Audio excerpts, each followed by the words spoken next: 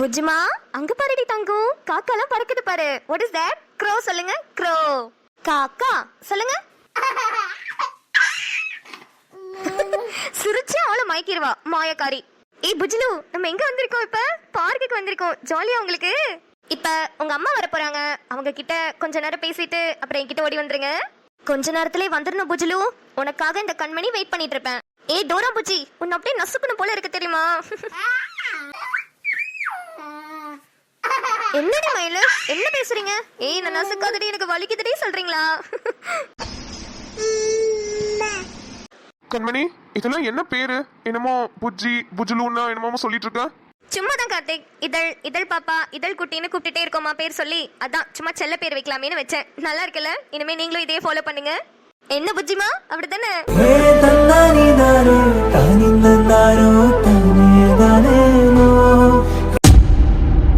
என்ன ஸ்டஃபி, என்ன டிசைட் பண்ணிருக்கா?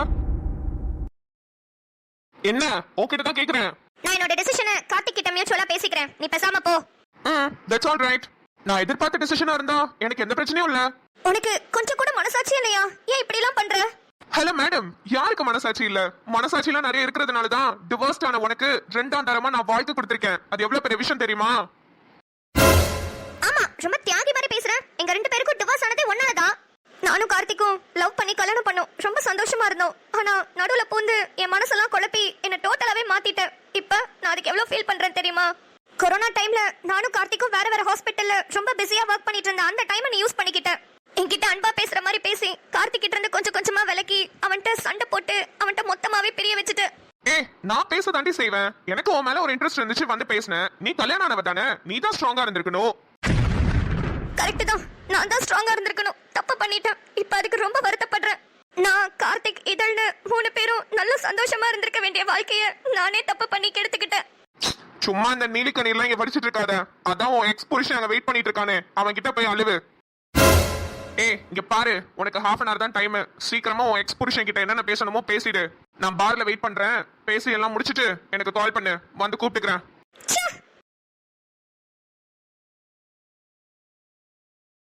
ஏய் டி டி டி டி டிஷம்.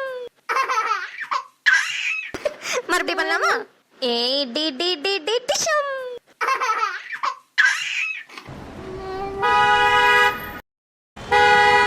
ஸ்டெஃபி வந்துட்டான்னு நினைக்கிறேன். அவ கார் சவுண்ட் தான் அது. கார்த்திக், நீங்க இதழ பிடிங்க. நான் உள்ள போய் உட்காந்துக்கிறேன். அப்புறம் நம்ம எல்லாரையும் ஒன்னா பார்த்தா அவங்க தப்பா எடுத்துப்பாங்க. அதெல்லாம் ஒண்ணும் இல்ல கண்மணி, நீ என் ஃப்ரெண்டுன்னு சொல்லிக்கிறேன். கார்த்திக், கார்த்திக், என்ன ஸ்டெஃபி இப்படி வராங்க? அதான் எனக்கும் தெரியல கண்மணி, இது எப்ப நடந்துச்சு? கார்த்திக், என்ன ரொம்ப ஷாக்கிங்கா இருக்கோ? இதழ் பிறந்து 10 மாசம் தான் ஆகுது. அதுக்குள்ள இவ மறுபடியும் பிரெக்னென்ட் ஆயிட்டாலோன்னு ரொம்ப ஷாக்கிங்கா இருக்கோ? இல்லையே, நான் எதுக்கு ஷாக் ஆகணும்? அது உன்னோட பர்சனல். உன்னை பத்தி எனக்கு தெரியாத கார்த்திக். நீ எப்ப போய் பேசுவ, எப்ப உண்மை சொல்லுவேன்னு எனக்கு தெரியும். சரி ஓகே, எதுக்காக என்ன பார்க்க வர சொன்ன? கொஞ்சம் உன்கிட்ட மியூச்சுவலா பேசணும், அதுக்காக தான். இதழ் இதழ் குட்டி, இதழ் இந்தாங்க, வாங்கிக்கோங்க. இல்ல பரவாயில்ல, அவளை என் கையில வாங்கினேன்னா மறுபடியும் கொடுக்க மனசே வராது. நீங்களே வச்சிருங்க. நீங்க தான் அவளை இப்போ டேக் கேர் பண்ணிக்கிறீங்களா? ஆமாங்க. அவளை பத்திரமா பார்த்துக்கோங்க. சாப்பாடெல்லாம் வேலைக்கு வேலை கொடுத்துருங்க. நல்ல நிம்மதியா தூங்க வைங்க. சந்தோஷமா பார்த்துக்கோங்க. இதழ உங்களுக்கு எவ்வளவு காசு வேணாலும் நான் தரேன். ஆனா இதழ மட்டும் சந்தோஷமா பார்த்துக்கோங்க. ஸ்டெஃபி, அவங்க ஒண்ணு இதழ பாத்துக்கிற கேர்டேக்கர் கிடையாது. என்னோட க்ளோஸ் ஃப்ரெண்ட். அவங்க பேரு கண்மணி. I'm sorry. நீங்க இதெல்லாம் கையில வச்சிருந்தோன்னே நான் ஏதோ கார்த்திக் அப்பாயிண்ட் பண்ண புது கேர்டேக்கர்னு நினைச்சிட்டேன். I'm so sorry. That's okay, பரவாயில்ல. நீங்க எப்படி இருக்கீங்க? நல்லா இருக்கீங்களா? Thank you so much. இந்த வார்த்தையை இத்தனை நாள்ல யாராவது என்கிட்ட கேட்டுற மாட்டாங்களோன்னு எங்க இருக்கேன். ஃபர்ஸ்ட் டைம் நீங்க கேட்டிருக்கீங்க. பட் நான் நல்லா இல்லை. வாட்? நல்லா இல்லையா? ஏன் அப்படி சொல்றீங்க? நல்லா இல்லைன்னா நல்லா இல்லைன்னு தானே சொல்ல முடியும். தேவையில்லாம என்னோட லைஃப்ல நானே மண்ணள்ளி போட்டுட்டேன். இப்போ அதுக்கான பலனை அனுபவிச்சுட்டு இருக்கேன். ஓ, ஐம் சோ சாரி. பரவாயில்ல, நீங்க ஒன்றும் தப்பா கேட்கலையே. சரி ஓகே, நீங்க கார்த்திக் கிட்ட பேசணும்னு வந்தீங்கல்ல, நீங்க பேசுங்க. நான் இதில் சர்க்கஸ்ல விளையாட வைக்கிறேன். என்ன கார்த்திக் அப்படி பாக்குறீங்க? ஆ ஆ, இல்ல ஒன்றும் இல்லை. வா, ஏதோ பேசணும்னு சொன்னல, உள்ள போய் பேசலாம். என்னங்க காபி குடிக்கிறீங்களா? எடுத்துட்டு வா செம்பா. இந்தாங்கங்க பிடிங்க. நீ வா செம்பா, உட்காந்து குடி. காபி எனக்கு இல்லைங்க, தம்பி கேட்டான் அதான் போட்டு வந்தேன். சரி சரி. அப்புறம் அந்த பொண்ணு வீட்ல இருந்து யாரும் எதுவும் பேசுனாங்களா? யாருங்க? விஜய் வீட்ல இருந்தா? ஆமா செம்பா. இல்லங்க இன்னும் ஒன்றும் சொல்லல, அதான் நம்மளே ஃபோன் பண்ணி பார்க்கலாமான்னு பார்த்தேன். ஐயோ, அது வேணாம் செம்பா, நல்லா இருக்காது. கொஞ்சம் வெயிட் பண்ணி பாப்போம், இல்லனா நேர்ல போய் பேசிட்டு வந்துருவோம். சரிங்க.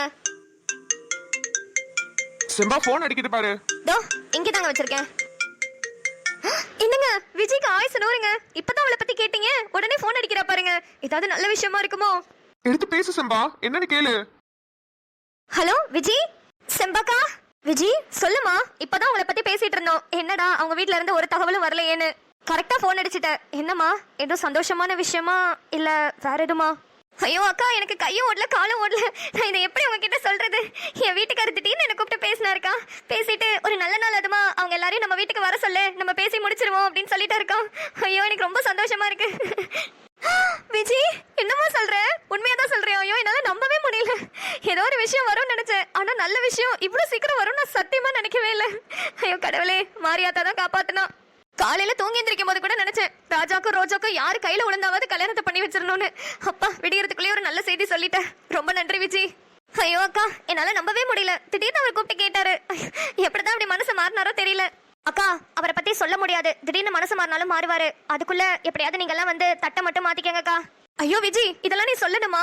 இன்னைக்கு நல்ல நாளா இருந்தா கூட உடனே கிளம்பி வந்துருவேமா. ஆனா ஒரு வாட்டி கேலண்டரை பார்த்துட்டு அத்தைட்டி ஒரு வார்த்தை கேட்டுக்கிறேமா. சரிக்கா, என்னைக்கு வரீங்கன்றத மட்டும் முன்கூட்டியே எனக்கு ஒரு ஃபோன் பண்ணி சொல்லிருக்கேன். அப்புறம் என் பிள்ளைகிட்ட சொன்னியாமா? என் பிள்ளை ரொம்ப சந்தோஷப்பட்டுச்சா? ரோஜா இருக்கால பக்கத்துல? அக்கா ரோஜாக்கு தெரியாது, அவளுக்கு சர்ப்ரைஸாவே வச்சிருக்கேன். அவகிட்ட சொல்லிடாதீங்க. ராஜா கிட்டையும் ரோஜா கிட்ட சொல்ல வேணாம்னு சொல்லிருங்க. ஐயோ யா கண்ணு, புள்ள பாவம் கண்ணு. ஏற்கனவே புள்ள பிரச்சனையில பொக்குன்னு போய் கிடக்கு. இந்த விஷயத்த சொன்னாவது சந்தோஷப்படும்ல. ஆமாக்கா, எனக்கும் கஷ்டமா தான் இருக்கு. இருந்தாலும் அவளுக்கு தெரியாமே வச்சிருந்து திடீர்னு உன்னை பொண்ணு பார்க்க வராங்கன்னு சொல்லி அன்னைக்கு எல்லாம் கிளப்பி கூட்டிட்டு வந்து முன்னாடி நிக்க வச்சா அவ கண்டிப்பா வரமாட்டாதான். இருந்தாலும் கிளப்பி கூட்டிட்டு வந்து நிக்க வச்சு நேரடியா ராஜாவை பார்த்தானா இன்னும் ரொம்ப சந்தோஷப்படுவாள. அதனாலதான் சொல்றேன், ரோஜா கிட்ட சொல்லிடாதீங்க, நீங்களும் சொல்லாதீங்க, ராஜா கிட்டே சொல்லி வைங்க. அதுவும் நல்லாதான் கண்ணு இருக்கும். ஆனா இருந்தாலும் என்ன சின்ன பிள்ளைங்கள பாவம், எப்படியும் சேர போதுங்களே, அது வரைக்கும் சந்தோஷம் எனக்கு. சரிக்கா, நல்ல நாள் மட்டும் பார்த்துட்டு கொஞ்சம் சீக்கிரம்க்கா இந்த வாரத்துக்குள்ளேயே முடிச்சு விட்டுறலாம். எனக்கு எப்படியாவது ரோஜாவை உங்க வீட்டுல பத்திரமா உங்க கையில புடிச்சு கொடுக்கணும்க்கா. ராஜா மேல எனக்கு நம்பிக்கை இருக்கோ இல்லையோ, உங்க மேல எனக்கு ரொம்ப நம்பிக்கை இருக்கு. நீங்க நல்லா ரோஜாவை பாத்துக்குவீங்க. அதனாலதான் உங்க வீட்டுக்கு எப்படியாவது அனுப்பி விட்டுருக்கணும்னு நான் ரொம்ப போராடிட்டு இருக்கேன். சரி கண்ணு, இன்னைக்கு சாயங்காலத்துக்குள்ள நான் நல்ல நாள் என்னன்னு பார்த்துட்டு உடனே உனக்கு சொல்றேன். சரிக்கா, ரொம்ப நல்லது. நான் போன வச்சுட்டா? சரி கண்ணு. ரோஜா ரோஜா, ரொம்ப சாரி ரோஜா, உனக்கு சர்ப்ரைஸா இருக்க போது பாரு. என்னங்க, இப்பதானே அந்த வீட்ல இருந்து ஒரு போன் கூட வரலன்னு பேசிட்டு இருந்தோம். இப்பதான் விஜய் போன் பண்ணி சொல்றா அவங்க வீட்டுக்காரு நல்ல நாள் எதுவும் பார்த்துட்டு வர சொல்லு, நம்ம தட்டை மாத்திக்கலாம்னு சொல்லிட்டாராங்க. ஐயோ எனக்கு ரொம்ப சந்தோஷமா இருக்குங்க. என்ன சொல்ற செம்பா? அந்த ஆளு ஒரு முசுறு பிடிச்ச ஆளாச்சே, எப்படி உடனே ஒத்துக்கிட்டான்? எப்படியோ ஒத்துக்கிட்டு போறான், அது வாங்க நம்மளுக்கு முக்கியம். ஒத்துக்கிட்டாருல, போது விடுங்க. நான் இப்பவே போய் ராஜா கிட்ட சொல்றேன், அவன் ரொம்ப சந்தோஷப்படுவான். பாத்து போ, எங்கேயாவது விழுந்து உருண்டாத. இப்ப ராஜா அண்ணன் வரேன். நானு துபாயில இருக்கும்போது சின்னவாண்டு நிறைய போட்டோஸ் எடுப்போம். ஆனா ஒரு போட்டோ கூட உருப்படியா வர மாட்டேங்குது. அப்படியே ஒரு மாதிரி பிளராவே வந்துட்டே இருந்துச்சு. ஏன்னு சொல்ல? போட்டோகிராஃபர் சரியா எடுக்காம இருந்திருப்பாங்களா இருக்கும். இல்ல, அது எப்படி ஒரு போட்டோ கூடவா ஒழுங்கா வராம இருக்கும்? டேய் தெரியல, நீயே சொல்லு. ஏன்னா துபாயில தான் நிறைய ஷேக் இருக்காங்கல்ல, அதனால ஒரு போட்டோ உருப்படியா வர மாட்டேங்குது. சரி இப்ப வேலு கேட்கட்டும், கேளு. நம்ம சோட்டா பீம் பாப்போம்ல, அதுல பீம் இருக்கான்ல, அவன் என்ன பண்ணிருக்கான், ஸ்கூலுக்கு பேக் எடுக்காம வந்துட்டானமா. அப்ப மேம் வந்து ரொம்ப திட்டினாங்களாம், என்னடா ஸ்கூலுக்கு பேக் எடுக்காம வந்திருக்க, ஒழுங்கா போய் எடுத்துட்டு வா, இப்பவே போய் எடுத்துட்டு வான்னு வீட்டுக்கு அனுப்பிச்சு விட்டாங்களாமா. அதுக்கப்புறம் கொஞ்ச நேரம் கழிச்சு பேக் எடுத்துட்டு வந்தானா. அதை பார்த்துட்டு மிஸ் பயங்கரமா திட்ட ஆரம்பிச்சிட்டாங்களாம், அடிக்கவே ஆரம்பிச்சிட்டாங்களாம். டேய் நீ என்ன ஸ்கூலுக்கு படிக்க வந்திருக்கியா இல்ல டிவி பார்க்க வந்திருக்கியான்னு கேட்டாங்களாம். ஏன், அவன் பேக் தானே எடுத்துட்டு வந்திருக்கான், ஏன் மேம் திட்டினாங்க? நான் சொல்றேன். சோட்டா பீம்னாலே லட்டு தானே பிடிக்கும். ஒருவேளை பேக்ல புக் எடுக்காம பேக் ஃபுல்லா லட்டு போட்டு எடுத்துட்டு வந்துட்டாரோ?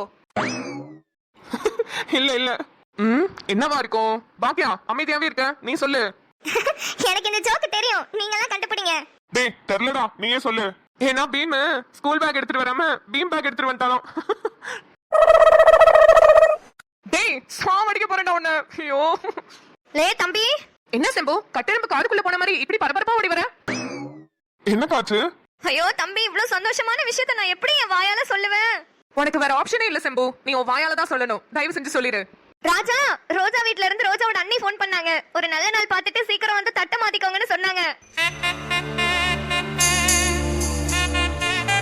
செம்பு, உண்மையா சொல்றியா? வாய்ப்பு இல்லையே, அவங்க அண்ணன் இப்படி எல்லாம் உடனே ஒத்துக்க மாட்டாரே. ஐயோ, நானும் அப்படிதான் சின்னமாட்ட நினைச்சேன். ஆனா விஜய் ஃபோன் பண்ணி இப்பதான் சொன்னான். என்னமோ தெரியலையா, ரோஜா கிட்ட கொஞ்ச நேரம் பேசினாராம். அதோட அப்படியே மனசு மாறிட்டாராம். உடனே விஜய் கிட்ட கூப்பிட்டு சொன்னாராம், அவங்கள ஒரு நல்ல நாள் பார்த்து வீட்டுக்கு வர சொல்லுன்னு. அப்புறம் ஒரு முக்கியமான விஷயம் விஜய் சொல்ல சொன்னா. ரோஜாக்கு இந்த மேட்டர் எதுவும் தெரியாதான். அவளுக்கு சர்ப்ரைஸா இருக்குமா. நம்ம எல்லாம் சர்ப்ரைஸா அவளை பொண்ணு பார்க்க போவோமா. அது மாதிரி தான் அவ பிளான் பண்ணி வச்சிருக்கா. ராஜா உன்னை ரோஜா கிட்ட சொல்ல வேணாம்னு சொன்னா.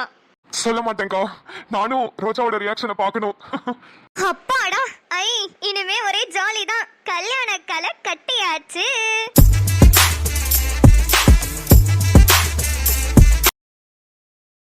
எத்த வா செம்பா. ஏத்த ஒரு மாதிரியா இருக்க? எல்லாம் நம்ம கண்மணியை நினைச்சுதான் செம்பா. அந்த பிள்ளைக்கு மட்டும் ஒரு நல்லபடியா கல்யாணம் முடிஞ்சிச்சுன்னா நானும் சந்தோஷமா போய் சேர்ந்துருவேன். அந்த பிள்ளைக்கு தான் கல்யாணமே அமைய மாட்டேங்குது. இந்த ராஜா பையனும் வேணான்னு சொல்லிட்டான். அந்த பிள்ளையும் அப்படியே போயிருச்சு. அதுக்கு ஒரு மாப்பிள்ளை நல்லபடியா அமைய மாட்டேங்குது. எத்த யாருக்கு யாருன்னு நம்ம முடிவு பண்றதுல என்ன இருக்கு? கடவுள் ஏற்கனவே முடிவு பண்ணி வச்சிருக்கிறது தான். கண்மணிக்குன்னு வரப்போறவன் இனிமேவா பிறக்க போறான். கண்மணிக்கும் பாத்துக்கிட்டே இருப்போம். அவளுக்கு என்ன குறைச்சல்? அவளுக்கு இருக்கிற அழகுக்கு, அவ படிச்ச படிப்புக்கு கண்டிப்பா நல்ல பையனாதான் வந்து அமைவாரு. அத்தை வேற இவ்வளவு வருத்தத்துல இருக்காங்க. ராஜா விஷயத்த சொல்லலாமா வேணாமா? செம்பா. அத்தை என்னம்மா? என்னமோ பேச வந்துட்டு அப்படியே அமைதியாவே நிக்கிற. இல்லத்த, அது ஒரு விஷயம் உங்கள்கிட்ட சொல்லிட்டு போலான்னு வந்தேன். என்னன்னு சொல்லு. நம்ம ராஜா ஒரு பிள்ளைய விரும்பிட்டு இருந்தால, அந்த பிள்ளை வீட்டுல கல்யாணத்துக்கு சம்மதம் சொல்லிட்டாங்க. ஒரு நல்ல நாளா பார்த்து வர சொன்னாங்க. அதான் உங்ககிட்ட சொல்லிட்டு போலாமேன்னு வந்தேன். ஐயா பரவாயில்லையே, அந்த பிள்ளை வீட்டுல ஒத்துக்க மாட்டாங்க. அவங்க அண்ணன் ரொம்ப திமிரு பிடிச்சவன்னு சொல்லிட்டு இருந்தீங்க. ஒத்துக்கிட்டானா? பரவாயில்ல பரவாயில்ல, நல்லபடியா கல்யாணம் ஆகி நல்லா சந்தோஷமா இருந்தா போதும். இதை சொல்றதுக்கு அவ்வளவு தாங்கிட்டு நின்னுட்டு இருந்த. இல்லத்த, நீங்க கண்மணியை நினைச்சு வருத்தப்பட்டு இருந்தீங்களா? இந்த நிலைமையில போய் ராஜா விஷயத்த சொன்னா நீங்க இன்னும் கொஞ்சம் கஷ்டப்படுவீங்களேன்னு நினைச்சேன். என்ன செம்பா, என்ன நீ புரிஞ்சுக்கிட்டது இவ்வளவுதானா? கண்மணி எனக்கு எப்படி பிள்ளையோ அதே மாதிரி ராஜாவும் எனக்கு பிள்ளை மாதிரி தானே. என் தோழியோட பிள்ளைங்க நீங்க. நாங்க 2 பேரும் பிரியக்கூடாதுன்னு தான் எங்க 2 பேர் பிள்ளைங்களான உன்னையும் என் பையனையும் கல்யாணம் பண்ணி வச்சோம். அதே மாதிரி கண்மணியும் ராஜாவும் கல்யாணம் பண்ணிக்கிட்டாங்கன்னா சந்தோஷமா இருப்போம்னு தான் நினைச்சோம். அது நடக்கலன்றதுக்காக நான் ராஜாவை என் பிள்ளையா நினைக்கலன்ற மாதிரி ஆயிடுமா? ஆமாத்த, நான் தான் உங்களை சரியா புரிஞ்சுக்கல. சரி, மாசம் நிக்காத, போய் காலண்டர் எடுத்துட்டு வா. நல்ல நாள் பார்த்து சொல்றேன். குறிச்சிட்டு உடனே போய் பேசி முடிச்சிட்டு வந்துடலாம். நல்ல காரியத்தெல்லாம் தள்ளி போடக்கூடாது செம்பா. சரிதா, நான் இப்பவே எடுத்துட்டு வரேன். ராஜா சொல்லுங்க, என்ன பண்றீங்க? நான் ரொம்ப சந்தோஷமா இருந்தா எங்க இருப்பேன் ரோஜாமா? நீங்க ரொம்ப சந்தோஷமா இருந்தா பீச்சுக்கு தான் போவீங்க. இப்போ பீச்ல தான் இருக்கேன். அப்படியா? அப்படி என்ன சந்தோஷமான விஷயம் நடந்துச்சு? நீயே கண்டுபிடி பார்க்கலாம். என்ன நடந்திருக்கும்? ஒன்னும் தெரியலையே. ஏதாவது க்ளூ கொடுங்க ராஜா.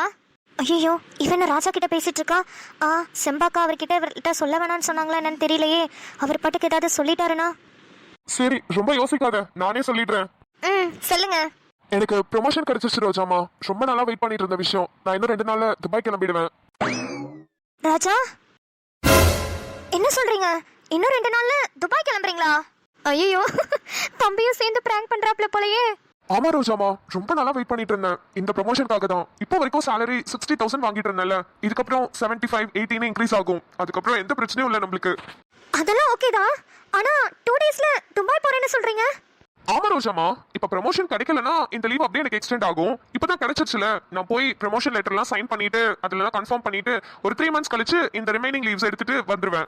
என்ன ராஜா, ரொம்ப அசால்ட்டா சொல்றீங்க. உங்களுக்கு ப்ரமோஷன் கிடைச்சது எனக்கு சந்தோஷம் தான். அதுக்காக துபாய் போகணும்னு திடீர்னு கால் பண்ணி சொல்றீங்க. என்ன ரோஜா, நான் துபாயில தான் வேலை பார்க்கறேன்னு உனக்கு தெரியாதா என்ன? எப்ப வேணாலும் என்ன கூப்பிடுவாங்கன்னு உனக்கு தெரியும்ல. தெரியும் தான், ஆனா திடீர்னு கால் பண்ணி சொல்றீங்க.